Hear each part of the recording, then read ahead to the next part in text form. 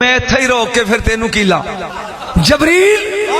जी महबूबे रब्बे जलील तेरी उम्र किन्नी इंज करके कहंदा हजाबे अजमत च तारा चमकदा सी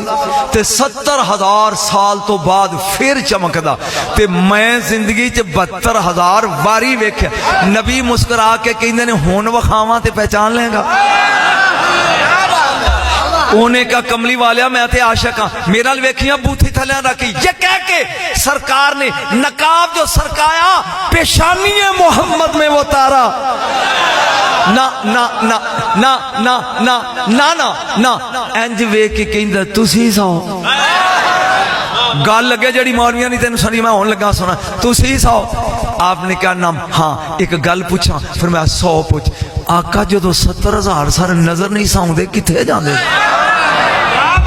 मौलवी तेरे को बैठे ने पुछ घर जाके ना क्या मैनू भी आंदा सी जदों 70,000 साल गैब रहिंदे सो किथे सो